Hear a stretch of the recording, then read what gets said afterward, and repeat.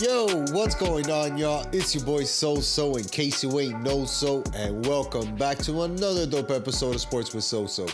Coming to you live, y'all. This week, we got the Dolphins heading home 2-0 for their season opener. The Marlins are still fighting for their spot in the wild card. Inter Miami loses their first game of the Messi era, and the Hurricanes are looking forward to a tough opponent in Temple. It's time to take a ride, y'all. Let's go!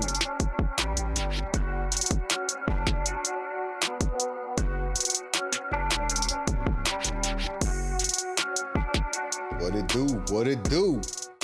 We back, my boy. I made it back. I made it back, dog. Safely. I was behind enemy lines there this weekend, but we made it out in one piece. Yeah, man. Shout out to the squad, man, that made it out there with you, dog. It was it's good to know that Hialeah was definitely represented up in New England. Miami right? definitely was represented. Hialeah was represented too. If you guys are in the building, Hialeah is definitely being represented. You know what I mean? So shout out to that for sure, man. But yeah, bro, an eventful sports weekends for us, right? We saw a couple of big victories for our teams down here, and basically it's just been like a continuance of a great calendar year for us, the sports fan, right? Including here, the South Florida sports fan. Yeah. And the sports with SoSo. Those are the people that we're talking to, you know? We're talking to the people, man. But before we move forward. Shout out if you've been rocking with us. Yes. Just want to make sure to say thank you.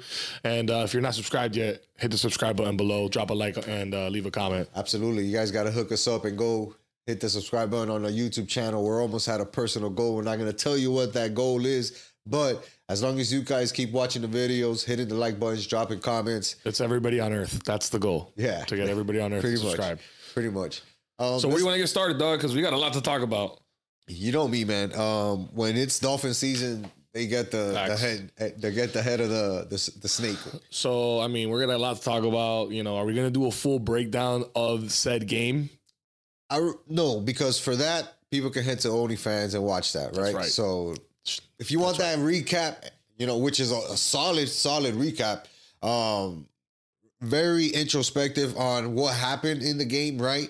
And we noticed a lot of things, right, from both perspectives, from the in live experience and also what we saw on TV. And that conversation with Rax and Martin and yourself and I, man, was really good. So if you haven't already, go check that out. But I want to talk about like the impact that game is going to have, right, for the rest of the season. Because going 2-0 on the road is hard to do. To start the season. And then when you throw that on top of it, it feels like it amplifies it, right? It's almost like you're multiplying the quality of that win. Because, yeah, maybe the Chargers make the playoffs, maybe they don't this year. But we still went out on the West Coast, right? A tough flight to be out there, get ready for the first game of the season, and we won the game, right? Offense played well, defense came through at the end. Now we head to New England to face a division opponent. Same thing. You got to go out there. You know it's going to be a tough game. You got to go out there and get the win. And they do end up getting the win 24-17. But it's how they won the game. It wasn't a explosive, flashy Tyreek Hill and Tua connecting on 6 bombs down the Waddle getting crazy. It wasn't that type of game. Even though Waddle did have a really good game until he was knocked out. But I felt like the impact it has on the team is to say, okay, boys, we can win under any circumstance. If we need to score points, we can score points. If we need to lock it down and stop teams from scoring, we're going to be able to lock it down and keep teams from scoring. And we're going to be able to do it in hostile territory. Because that Chargers game had a playoff feel for it. Yeah, no, right? and if you recall, I mean, last year, towards the end of the season, when we needed to win games to make it to the postseason, we lost on the road. We lost some big games on the road. One of them was to the Chargers. The Chargers beat us 23-17 last year. Then the following week, we went on the road, played the Bills. We lost by 3 points on the road against the Bills. 2 weeks later, the Patriots beat us in Foxborough, which we just won in week 2. And then we ended up losing to the Bills in the wild card round. Yeah. So the road games, big road games that cost us last year, it's nice to come out the gate 2-0 on the road. Start the season. Absolutely, Joel, dog. And like I said, the impact that it's going to have, right? Like, you know, now we got division like tiebreakers, right? We're already in control of that. We're already in control of the division. We're the only 2-0 team in our division. 1-0 in our division, but 2-0, yeah. I'm just saying overall record, right? Mm-hmm. That counts for something. Just want to make sure people understand that. But just the huge impact, right, that I think it's going to have on the mentality of the team moving forward for the rest of the season. We got to talk about Waddle, right? He's in the concussion protocol right now. I don't know if he's going to play on Sunday against Denver, if I'm 100% honest with you, dog. And I think that we can afford to not play him, as crazy as that sounds. Because I'm sure he wants to play and the guys on the field want him to play. But we got to think long-term here with Waddle, right? Especially for this season. How important is this game against Denver? Denver is, 0-2? They're struggling. Russell Wilson looks like he can't really get the team right. Sean Payton's first year there. They got a lot of talent on paper. The last year was a shit show, and then so far this year they still haven't been able to put it together through 2 games in the the new regime. It's the same thing, you know what I mean? Like, so I just think that I disagree with what you said though about Waddle, about needing him. I think we do need him this weekend because they got one of the. No, I want to stop right there. They have the best corner in the league right now, in my opinion, in Patrick Surtain Jr. Sorry, dog. We got 2 guys named Xavier Howard and Jalen Ramsey, dog. Bro, Surtain is nasty, and he's going to be on that level. He's younger. And he's a man coverage beast. He's younger. That guy's all over you like white on rice, bro. So he's going to be all over Tyreek. Now, Tyreek is unguardable. Don't get me wrong. Correct. He's still going to eat. But a guy like Waddle is going to be needed there to really like to get that deep threat going, because Surtain's going to lock up Tyreek. We're going to be doing it short, letting him get 5-6 yard separation and then dumping it off and letting him make a play. But we need Waddle to be that downfield threat. No, I get it. He had 4 receptions for 86 yards. One of them was a big one, a long one. The 32-yard catch. Yeah, I was just going to mention it. But and I understand what you mean, how he helps open up the offense. But then I look at what Tua's doing with what he has available. He's also finding other targets. Yeah, and those guys are producing. Happily distributing the ball, right? We've seen him hit 7 and 8 receivers in 2 games. Like, it makes it even harder for the defense to focus on anybody now, because now you don't know who the hell he's going to throw it to. And I think that if we're talking about for one game, a home opener, I'm okay with sitting Waddle and just having that extra time to say, hey, buddy, let's make sure you're right. Let's make sure that you're okay for the rest of the season. We got a longer-term goal in mind. We already did it with Teron Armstead, and we've seen how the team, right, more importantly, the offensive line guys, has responded. Oh, one of our main guys is out. That means we all got to step up. Damn, this guy's out this play. Fuck it. I got to take his spot and step up. Jalen Ramsey is out. We've seen Kadir Kohou make big plays out there. Van Ginkel make plays, make tackles. Everybody's picking up the slack for the next man who's not able to play. So that's why I think we should be a little bit more precautionary with Waddle. Like you said, Tyreek's still going to eat, and that's not a problem. I think, also what's hurting the Dolphins in that situation is the fact that it's a concussion. Yes. And then we'll just, recency bias will just happen last year with Tua and the concussions and the concussion protocol. And if Mike McDaniels, wants to, just really play it safe right now, I wouldn't blame him. Right now is the time to, beginning of the season, to your point, besides Surtain, I don't know the rest of their secondary. So it's like, we can just, Tua can exploit that distributing the ball. But I also think you got to owe it to the fans, man. You got to let that kid suit up if he is healthy, ready to go. Maybe they were overly cautious when they took him to the blue tent and put him in the concussion protocol because of last year. Maybe he's ready to go and he's fine. You know what I mean? So we got to let the doctors do their job. We got to let Waddle and McDaniels do their job. I hope he plays, though, for the fans. Home opener, you want to see the kid. They want to see that Waddle. They want to see that dance, that touchdown dance. So I hope he is good, and I hope he plays. I hope he plays too, man. The other two guys that are questionable still are Teron Armstead and Jalen Phillips, right? Which didn't play again on Sunday. I'm okay with kind of sitting Phillips too. I'm not saying that Van Ginkel is going to be able to play like he did against the Patriots, right?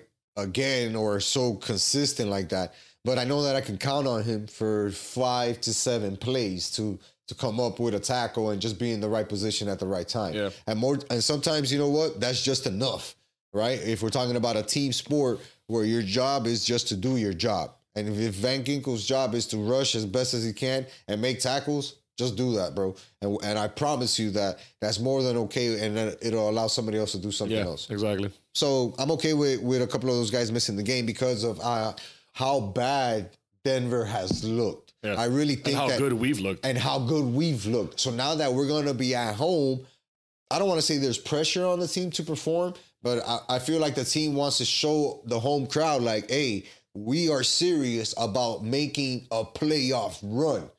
Not making the playoffs, making a playoff run. And that's a new level, something we haven't experienced as Dolphin fans. No, we want to make it to the playoffs again. We just want to, but yes, we want to. We need to get out of the first round. We need to get out of the first round. The goal is in playoffs. If that's what you mean by a playoff run, then yes, absolutely, I'm with you. Hold on. What's up? What is the bare minimum if we make the playoffs in terms of wins? Honestly, bro. Honestly, if I'm being totally honest, I think I just need to see a playoff win right now at this point in my life, bro, from the Dolphins. I need to just see a postseason win, bro. If that's a wild card and they go to the division round or whatever, and they, tough game and it's a bad beat or something, I can live with that as long as they have finally a freaking playoff win. Now, with the team we have right now, there's a case and an argument for it's AFC championship or bust at minimum. I feel like it should be at least 2 wins. 2 playoff wins. We're working with a small window. And we know that our talent is elite. When Tua's on, he is elite. Tyreek Hill is elite. Waddle, elite. Chris Wilkins, elite. Jalen Phillips, working to be elite. Like Howard, elite. Ramsey, elite. We got guys in key positions that are elite in their positions. When you have that, the expectation is winning. Because there's enough talent, enough guys working hard.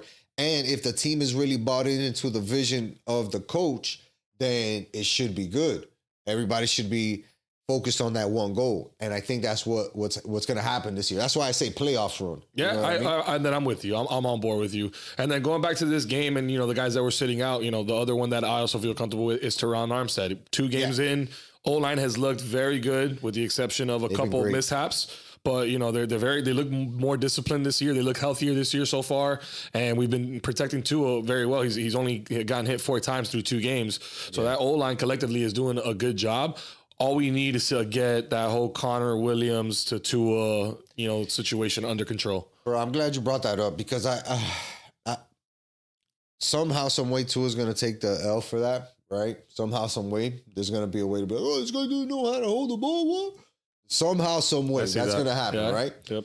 But in all sense and purposes, Connor Williams has to recognize the importance, right, of making sure that doesn't happen again for the rest of the season, no matter what the circumstances are. Because if that shit happens in a playoff game, that could be the difference between winning and losing right there, dog. Say the dude does it in the 4th quarter with 8 minutes left and we're driving. We're up 4 or some shit. The team comes back and scores a touchdown. It's a wrap for us. Those are things that happen in those playoff scenarios. Yeah. And that's the type of shit that people have to be focused on that team. It's not about regular season wins.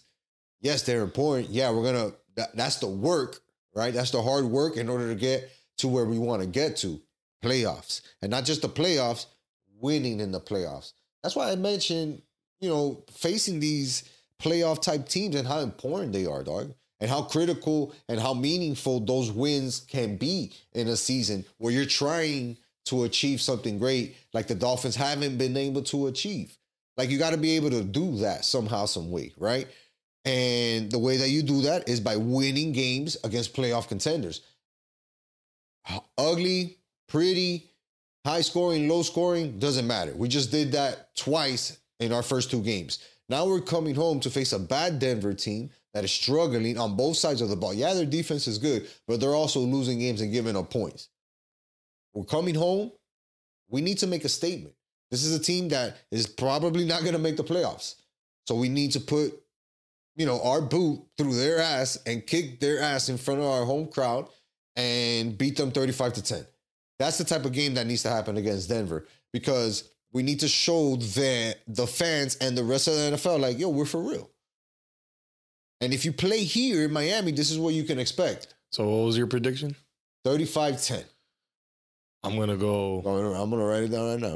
I'm going to go 42-14. 35-10. You? 42-14. 42-14. High scoring, bro. I just think that this Dolphins offense, man, they're just going to want to put on a show for the home crowd. They're hungry. They're excited. They've been playing well. They're on a roll. McDaniels knows what to do, knows the plays to call, knows how to adjust, knows how to keep it interesting. So I'm expecting fireworks this weekend. I'm with you, man, 100%. That's why I think the 35 points is not out the realm, right? It's not out the realm. Tua, he's already leading Vegas early odds of being an MVP this year because of how good he's played. Yeah, he's had 2 stupid mistakes, right, that have been interceptions. And he definitely has to be the main one to correct his mistakes the quickest. He has to be that guy for us. But everything else, he has been. And everything else around him has been working. And he's closed games. He's closed them out. He closed out first week. He closed out this week. Yeah, go out there and whoop Denver's ass. Go out there and whoop Denver's ass. I think it's very possible. And I think that's what we're going to see on Sunday, bro. Get off to a 3-0 start on the season. Let's do it.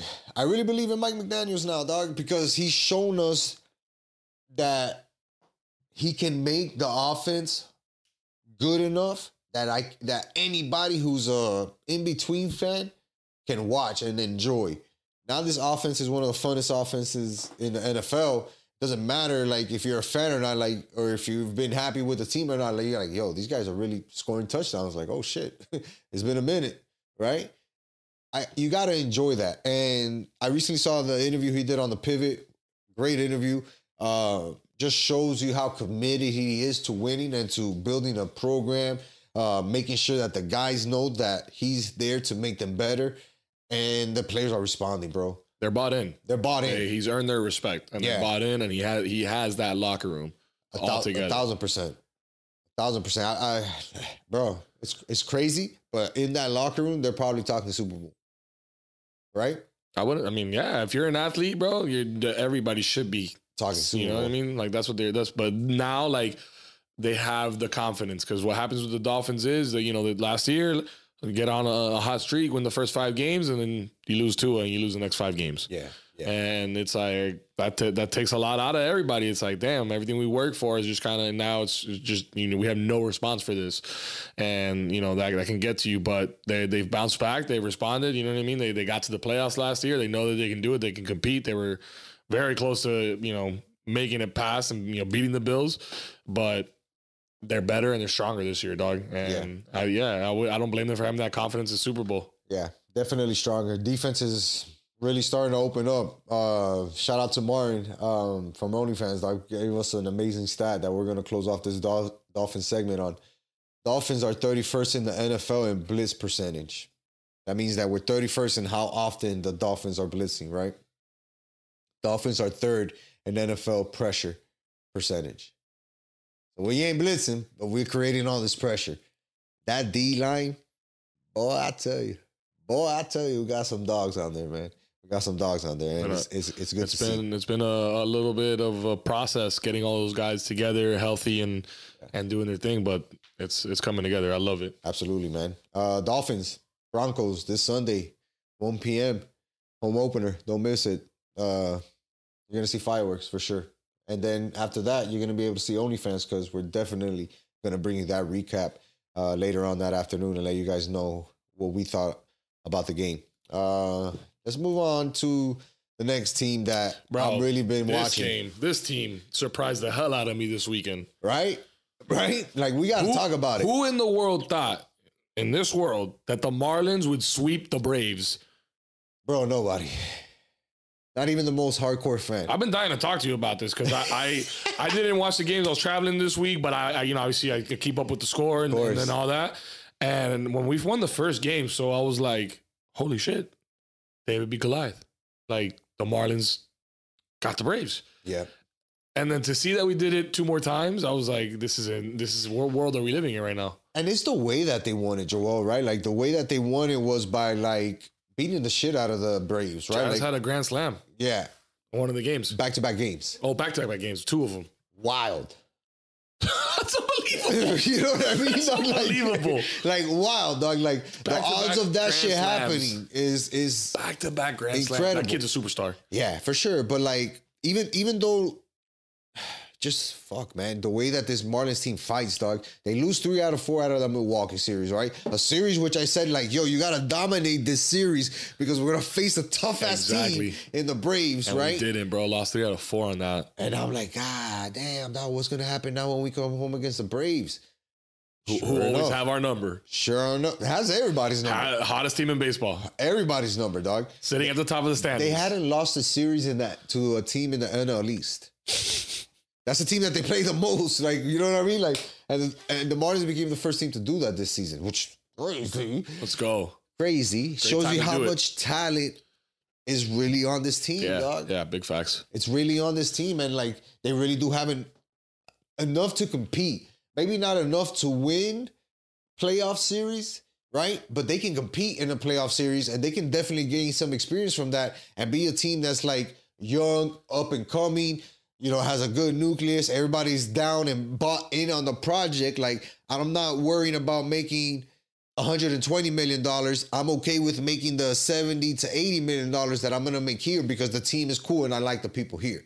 Kind of like what we were building with Fernandez, Giancarlo, Yelich. You know what I mean? Like, we had that nucleus of young guys who had been with us from the beginning and that were coming into the primes. Whatever happened, like, they broke up. Right? And they all went to shit. I feel like that's happening again with this group of young players that we have. And it's a beautiful thing to see. Just a beautiful thing to see these guys in the hunt. Let me ask you a question, though. For these games against Atlanta, was it more like, did we just score more runs than we normally do? Or was the pitching on fire and helped us like hold them? The pitching was okay, right? Like the starters did okay, but it was definitely more of an offensive output, dog. Like we averaged about 12 runs per game, dog. First game that we beat them was 9-6, right? And then after that, it was double digits. 11 runs in the second game, 16 runs in the last game of the series. Sheesh. 27 runs in 2 games. That's like, come on, dog. Just wild. It's just wild for this Marlins team to even be able to produce like that against such a tough opponent. Because it's not like the Braves were out there were playing with minor league players. No, they're playing with the regular guys, starting the regular rotation guys. They got Acuna? Yeah. Like one of the hottest players in baseball? They still got that guy, right? What? Nasty. Like, so what are we talking about?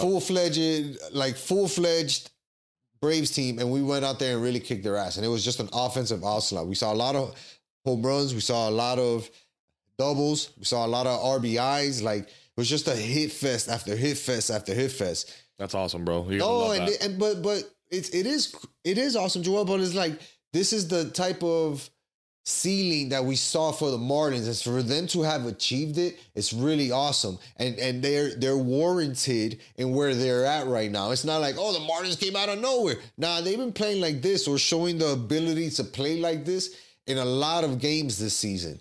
And when we needed to, we relied on pitching, right? When we needed to have a good dominant start by somebody, we would get that occasionally. But most of the times it's been our closers. You know, it's been the bullpen doing that type of work. And this guy's not on right now. All right, next man up. We'll get another guy in that relief or closer position or reliever position and go from there. AJ Puck, that guy's been struggling for the past 2 months. Has been coming in strong in these last 2 series, right? He got a victory in this series against the Braves. Tanner Scott, a guy who wasn't necessarily even thought of as our closer when we started this season, is now closing games and winning games for us. That's a huge plus, man, because you and I know that we saw a lot of games last year where they lost close games or they didn't have anybody who can come in and shut the door. Now we have that ability and we see the output in the games won. Yo, the Marlins have 79 wins. 79 wins. They're 6 games above 500, dog. Like, We got a shout out Skip Schumacher, bro. How that guy hasn't gotten more media attention is wild. Because he is the manager for a Miami-based sports team. I get it. I just had a whole conversation today with Puello about Miami not getting any love ever. Any Shout out to P, sport, any franchise here, like we just don't. Even when we're in like the championship games. Yeah, we're always going to be on the back burner when it comes to the national media. But like you would think that a feel-good story like the Marlins are, right, would get some love nationally, and it's like not even that, dog. Like this dude's not even getting like thoughts for manager of the year. Which I mean, it's a disrespect. There's better records out there. I get it, Joel, but the argument would be he's a first-year manager. Look what he's doing with this team. Limited payroll, not really a strong fan base, tough home attendance. Tough division, young players, a little bit of a veteran squad with older guys joining later in their careers, and then managing one potential superstar in Jazz Chisholm. Like, you have a Cy Young winner. Like, you have a lot of different things that are popping off in this Marlins team, and this dude has been able to handle everything as a whole and keep everything tied in together and hold it into his hand. That's why this team has been playing so well. Schumacher is doing the things behind closed doors that allows these guys to play with confidence that has not been seen or felt from this team in, let's say, the last 6 years, 7 years. So now we're seeing this come to light, and it's like, oh shit, the Marlins could have done this for a long time. Like, this is awesome. This is what I would love to see as a Marlins fan, and now we're getting it. So I think that, yeah, you want to shout out the Marlins and be like, wow, they're doing this and that. Like, you really got to look at who's been putting things together. We haven't talked about Kim Ang enough on the program. She deserves a lot of credit for the moves that they've made, right? Her team, like, they've really taken chances on certain guys, didn't really get rid of guys, made some moves, traded players, some fan favorites, and it's all worked out for them. So when it does happen like that, you got to tip your cap to them and say, hey, you know what? You took the risk. It worked for you. And now look at your reward. You're a half game currently, right? Because the Marlins are playing tonight while we record, but you're a half game currently behind the wild card spot. And if you win tonight, you're probably holding the wild card spot. So like, you're going to have to keep playing winning baseball for the last 15 games of the season, 17 games of the season. This is playoff baseball for the Marlins right now, basically. But they've been playing that since game one, dog. I feel like they've been playing with that type of like chip on their shoulder since game one. And even when they were winning and were one of the hottest teams in baseball, teams weren't taking them serious. The national media wasn't taking them serious, and they still had to play every single series and every single game. Like, all right, people are looking at us. We got to perform. This team thinks that we can beat them, that they can beat us easily. We got to go out there and perform and show these guys what's up. And they're doing that. They did that. So it ain't nothing new to this team. Who do we got coming up? Let's see. They got an interesting schedule coming up. They got the Mets going on right now, right? This is going to be a tough series for the Marlins, but something that they can pull off. First game, they've already won the first game of the 3-game series, and then we get a revenge series against the Milwaukee Brewers this weekend, final home series of the year. That's a talk about getting revenge, bro. We need to. I mean, they beat us 3-4, bro. Yeah, we got to get our league back. We got to, right? We got to get our league back. And then it has playoff implications, so we got to win that series. That's a must-win series. If you hadn't made it to a Marlins game, that's our last home series. That's a must-win series. You got to do it for the fans. This is it. You got to show up. You got to make it loud. You got to make it tough for Milwaukee to win, and you got to go out there and really root for this team. Good thing is that you can get really good seats for cheap, dog. So go out there to Marlins Park. Hit that up, dog. Yeah. I might have to go out there this weekend. Hit me up. All right, we'll talk. Now it's time to talk about the one team that needs a lot of help in order to achieve their goal of making the playoffs this season. That is the Inter Miami CF. Hey, there you go. Yeah. They just lost their first game of the season of the Messi era. Let's not say the season of the Messi era. But Messi wasn't playing. He was not playing. Still got their ass kicked by Atlanta 5-2. Which sucked, man, because I watched the game, and when I'm watching, I'm like, all right, what we need to do is get off to a good start, take the crowd out of it a little bit, right? Kind of hold possession, move the ball around, and limit the amount of shots on goal that we give up in the first half, and then see what happens in the second half, maybe make some adjustments. And it almost worked out that way because for the first 20 minutes, Atlanta was trying to apply pressure, but they really couldn't catch a break. And every time that Inter Miami had a chance to move the ball around, they took advantage of it. And Leonardo Campanas, we talked about that guy last time, bro, how he's been able to put multi-goal games together recently. This guy opened up the scoring in the 23rd minute, and that's when I was like, oh, shit, here we go. The game plan is now in action, right? Like, we got to find a way to keep possession. Didn't really work out like that, because about 13 minutes later, Atlanta was able to score the equalizer. Once they did that, they reset. It reset. It got the crowd back into it. That place was rocking. Like, that's a dome, dude. Like, that's the same area, stadium that the Atlanta Falcons play in, the Mercedes-Benz Stadium.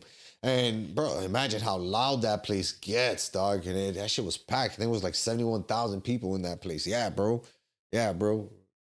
Like, imagine everybody bought the tickets thinking that Messi was going to show up. Damn. So everybody showed up in the hopes that he does play, right? But, the coach held him back smartly, right? This dude's putting in work. You don't want to overwork this guy, right? You know how much he means to the squad. Yeah, but it cost him a loss. It cost him a loss, man. But we should have really held on to it, because even still, the way that Atlanta really took control of the game was through a mistake of our own. Right, we had Kamal Miller, who's been playing amazing recently. Right, he's been really playing really good. I think he's earned man of the match 2 of the last 6 games. Like, this guy's been killing it. He gave up an own goal, and that shit right there just started to crumble for Inter Miami. You don't want to be the guy that does that. I mean, it doesn't have the importance of giving up an own goal in like a World Cup, right? Like, nobody is gonna hate you for that, but it's still tough to be the lead defender, the guy that is being looked at from the as a defensive leader, to be the one to give up an own goal. And he was just unfortunate. Sometimes as a defender, you're in the wrong place at the wrong time. That would you be lift your leg, you lift your leg up, the ball bounces a certain way. That would be me, dog. Yeah, it would happen to anybody. Oh, shit. No. Not what I meant. Yo, take it back. That's not what I meant. Yo, do over. Mulligan. Take that back. Mulligan. What? No, that doesn't apply. Nobody? Anybody? I thought we got one in the first half and the second half. All right. If you guys want to play like that. If you guys don't want to play how we normally play, all right, just because there's cameras I guess here. we're doing it like that then, huh? But yeah, that gave Atlanta the 2-1 lead, and then boom. It was a wrap from there, man. It was a wrap. Sucks, man. But again, we see the fight from this team. They didn't give up, even though Atlanta scored another goal to go up 3-1. Leonardo Campanas again coming up with a clutch goal. His third multi-goal game in the last 6 games. A guy that you're saying that you're like, oh, but he only scores when Messi's in the game. Nah, this dude is producing. Even when Messi's there, when he's not there, he feels the pressure of being the main guy that people look at as far as a focal point on the offense to say, let's get this guy the ball in his direction, either directly at his feet or while he's making a run or cut, getting him out on the wing. Let's get this guy the ball as often as possible because good things happen for him. And yeah, he's feeling that vibe. And when you're on that vibe, dog, like you want the ball at your feet every single time. So it's nice to see this guy come up and continue to score, continue to produce. And the team didn't really give up until the very end and when the game was over. So I like the fight that we see in Inter Miami. They know that they have a big task ahead of them. Still in the 8th, I think the 13th position, if you want to check the standings. Yeah, I'll look it up. They're in the 13th position, excuse me. 14th, it says 14th, ahead of Toronto FC, who they play this Thursday. You're going to be able to kick their ass and gain 3 points and make a good jump there. No, we play them today. Oh, today while we're recording. Right now, yeah. So awesome. That's kind of the bad thing that, we're kind of recording right before the game. It is what it is, baby. Messi's playing, so... Yeah, Inter Miami. Gotta get that win. I'm gonna call it. Miami won 5-2, same way that they lost. So I'm gonna call it. It's too many. Two goals too many. I hope they win. Yeah, I hope they win something quiet like 3-0. 3-0, bro. I'll take 3-zip. 3-0, nice and quiet. Tidy it up. Go out there, beat those guys early. Cruise it out. Yeah, because then on Sunday we have a tough matchup. That's going to be the tough matchup. Playing in Orlando as well. This is the number 2 team in the Eastern Conference. A team that definitely wants to make a stamp, right? And say, we don't care who they have on the team, we're still going to own the state. We're still going to be the better team in Florida. Yeah, they got their own stadium. They got a good fan base in Orlando. That shit's going to be packed as well. You know, you're going to get a good fan base of the Inter Miami CF fans driving up there, right? Because it's not a crazy drive, 2.5 hours. But yeah, still a tough place to play. But you got to focus on the task at hand. You got to go out there, beat Toronto handedly, 3-0, like we said, right? Go out there, get the dub, get those 3 points, move up, force other teams to win. Then you go out there on Sunday, get that big victory. Go out there and beat a team that thinks that they can go, is already solidified in their position and is going to be able to do whatever they want as far as playoff matchups go. I think that Inter Miami has to prove right now to the rest of the MLS that they are serious about making the playoffs and that they are serious about contending in this playoff run. So each win is 3 points? Yes, sir. So we have 28 right now? Yes, sir. So, and then the ninth spot right now has 35. We win these next 2 games, we would bump all the way up to the top, and we would be 1 point behind the playoff spot. Correct. Depending on if they don't win any games or lose any game or like tie games and stuff like that, because the tie will get you 1 point. Yeah. But yeah, that's why I said earlier we're going to rely left after that. Right. Like I said earlier, we're going to rely on other teams losing, right, to help the Inter Miami CF team get ahead. But the only thing they have to do, because they have that extra game in hand, is continue to beat the teams that are in front. They got to win out. You got to win the game that is in front of you. You don't want to worry about this. You don't want to worry about this team doing that. You want to say, all right, Toronto, they're in last place. So what? Let's go out there and 3-0 them. They got to win out. We're playing Atlanta. We're playing Orlando. Let's go out there and beat them. 2-1, 2-0, however, 1-0, however it needs to get done. But we need to go out there and get the dubs. Yeah. Then they have the U.S. Open Cup final against Houston Dynamo on Wednesday the 27th. Yeah. And that's a little break in between the MLS for Which them. I don't know if I really love. I really don't know if I like that because I want them to get some type of momentum in the MLS where they're playing just focusing on getting ahead in the MLS. They'll have a chance after that. They got 5 straight. It's 5 straight games after that. So they need to win against Toronto tonight. You know, by the time you hear this, you'll know the result. Then they got to win on Sunday. And then at that point, you know, they just got to win out, man. They just got to win out the rest. They don't have a lot of real estate to work with right now. No, and they can do it. They can do it. They can absolutely do it. Yes. So bet the house. Bet the house that they make it. Bet the house. Make it. Yeah, and look, the good thing about it too is that the teams that we're facing towards the end of the season are teams that are ahead of us. So getting wins against those opponents is almost like doubling up, right? It's a 2-for-1 switch. Last 5 opponents: New York City, Chicago, Cincinnati, Charlotte, and Charlotte again. Yeah, winnable games, man. And look, Charlotte's in the 11th spot. That's the team that's with 32 points. You beat those 2 guys twice, you're putting a good amount of distance between you and them, right? Real good. Yeah. Let's see what happens there. One last segment before we wrap up the show. I got to give some love to the Hurricanes, man, because they took care of business. They're moving up in the AP rankings. Really? What are they ranked? What are Take a guess. Take a guess. 22nd? No, I think we were 23rd. So now you got to show me a little bit more love than that, though. Oh, I didn't know that they were ranked heading into this week. Damn, Woody. Like that? Dog. My bad, dog. It's all right. But yeah, right now they're ranked 20th. Nice little bump up. Okay. Right? Moving up 2 positions. And it's just what we expected, right? Like, we knew the game against Texas A&M was going to be big, and had we won it, how were we going to respond to the next game against an inferior opponent in Bethune-Cookman? Mm-hmm. And we went out there and whooped their ass, though. Yeah. 48-7 at home. They scored that touchdown in the last, 3-4 minutes of the game where we have freshmen and sophomore playing, and it's really like the game is over at that point. So whatever. You want to say 48-zip pretty much. They didn't cover the spread, but it was an impressive win. That's the type of win, Joel, that we needed to see from the program. Especially against a school like Bethune. Yeah, man. Go out there, dominate early. Don't struggle in the first quarter to try to put a touchdown, and then at halftime you're up 17-3. Nah, that shouldn't happen. And it didn't happen this game. By halftime, we were up 34-0. We had 24 points in one quarter and 14 and 10 in one quarter. Yeah. That's exactly what I wanted to see, exactly what we got. And it's just keeping the offense humming, keeping those guys on pace. Like, hey, this is what we do regularly. No matter what the opponent, we're going to run option left. We're going to give Van Dijk time to throw. We're going to give Williams carries. We're going to try to find Bashar down the field. Like, we're going to find Jacoby down the field. Like, we're going to try to do all these things regardless of who we're playing. And that's what we need to see against teams that we need to kick their ass. 2-3 years ago, Joel, you and I both know that we wouldn't have beaten a Bethune-Cookman team like we did like that. Not that fashion. It would have been, they would have let more points probably. For sure. And it would have been more of a, maybe like a 10-point margin of victory, 14-point, Yeah. And like I said, it's just Cristobal and his staff keeping the throttle on these guys wide open, full pedal to the metal, and allowing these guys to get rhythm of being a good, dominant football team. Going out there and beating guys up. That's what they needed to experience. Because last year, we didn't know how to dominate teams. Now we're learning how to dominate teams. Now it's getting interesting, too. Yeah. You're talking about the rankings and being up there. You're in 20.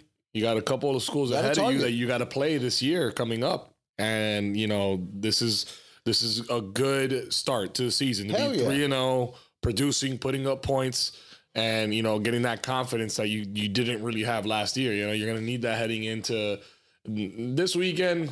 It's not that serious for them as they play Temple. But, they got the Georgia Tech. They got UNC. They got Clemson, Virginia, Florida State. I mean, a couple of those guys are ranked right now.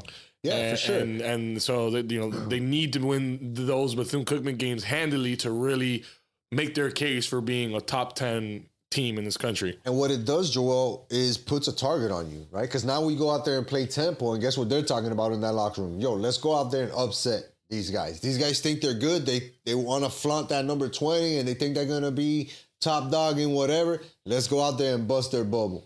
Let's go out there and wreck their season.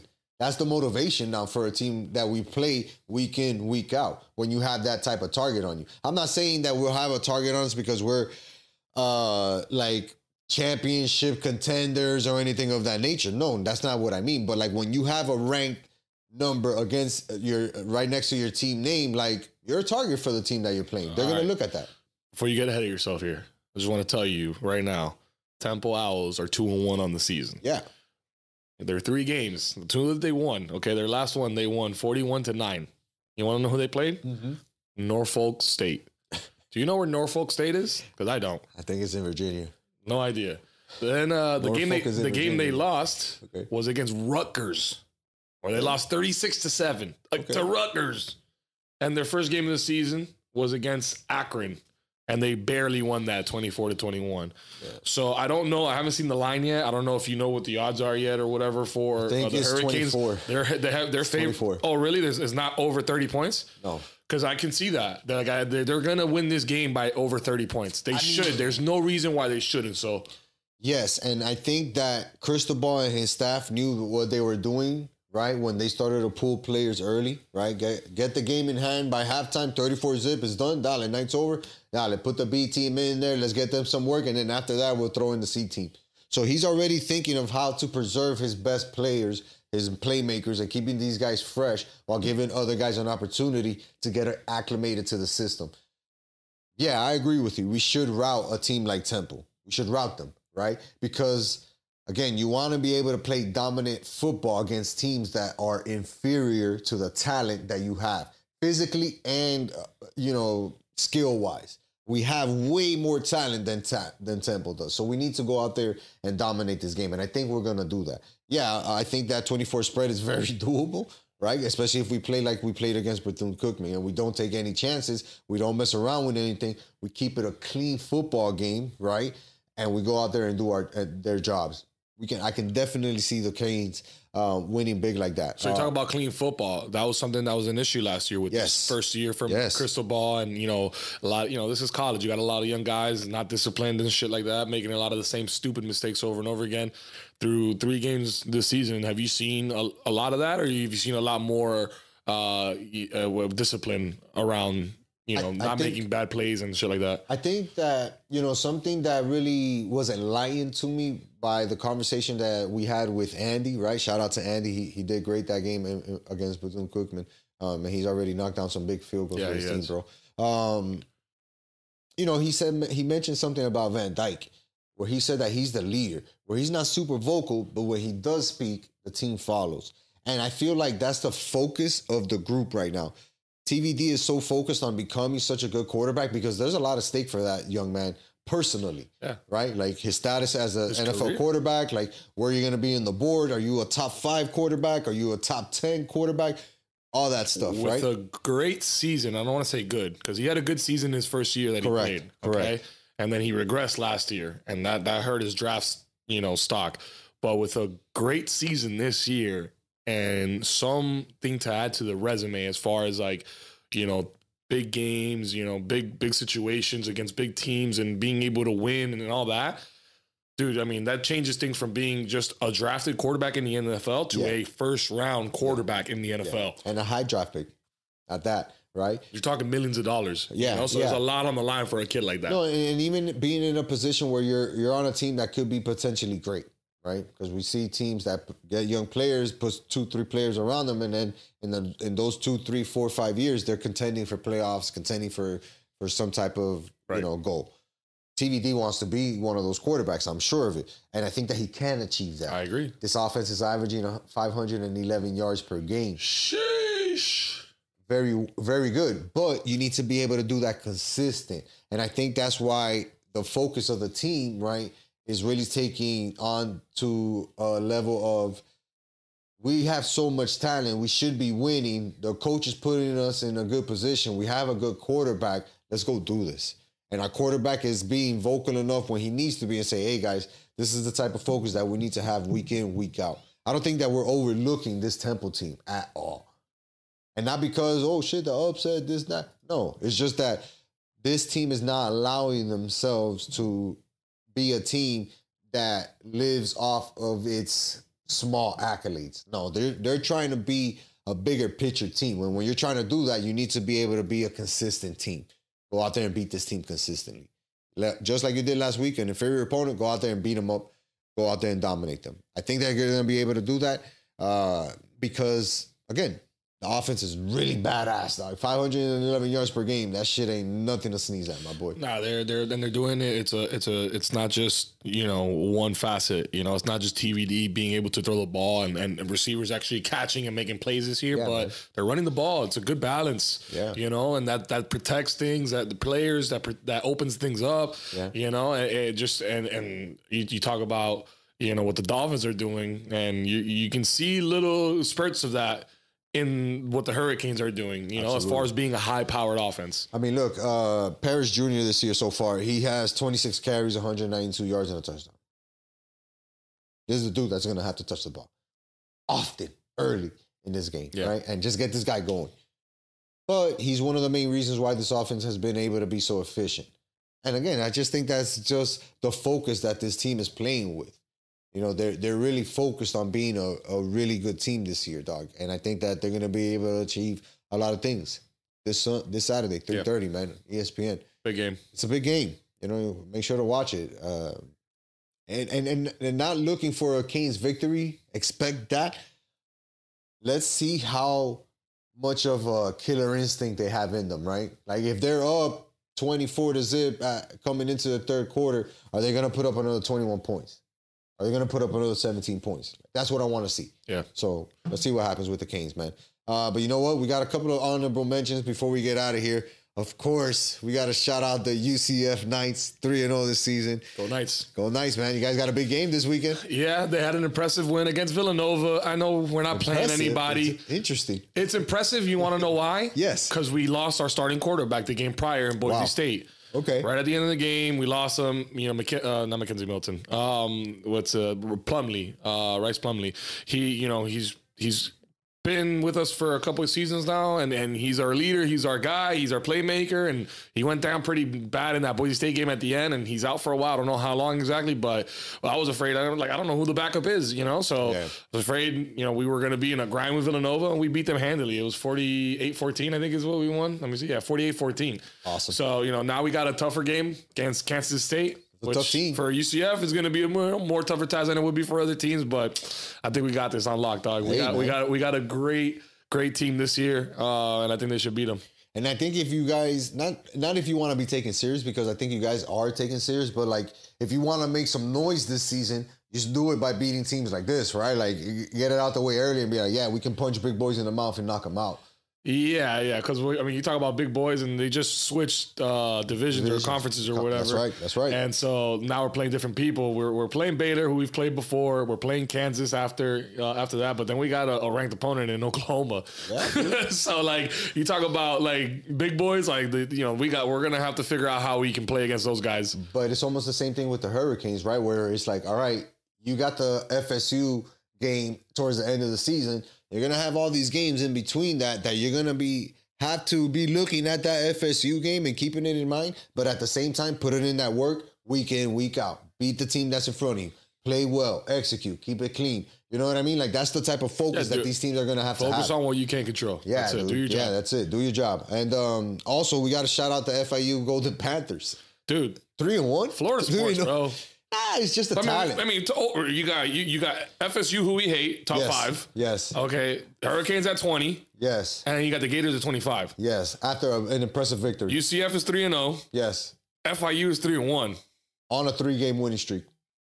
Yeah. South. You and I have always said this on the show. South Florida in particular, number one when it comes to football talent. Hands down. Texas, I know you guys produce some good stuff. Ohio, I know you guys California, produce some good stuff. But Florida nobody's beating the Florida. Best. Nobody. Nah. And the last thing before we get out of here, the 365 Thursday Night League 7-on-7 flag football championship. Obviously, Sports with SoSo brought it to you. We're gonna be bringing that video to you guys pretty soon. We barely brought it. Yeah, the rain was kind of working against us, but the football gods opened up a little pathway and said, all right, guys, we saw you out there with the equipment. We're going to let you do your thing. We'll let you do your thing. And we did our thing. And we did our thing, man. It's a great video. It's going to come out soon. We need your support on the video when it drops. How do you do that? You go to our YouTube channel, you hit the subscribe button, you turn on the notifications. That way, it allows you to tell a friend. To tell a friend. To tell another friend. To tell everybody they know. To tell everybody they know that they got to go and hit that subscribe button, hit the like button, drop a comment on the videos. We got to give a shout out to the Dream Team and Death Row, man. Those guys put out a hell of a performance that night for us, too. So shout out to those guys for doing their thing. And shout out to you guys for your support. We appreciate it. And until next time, peace.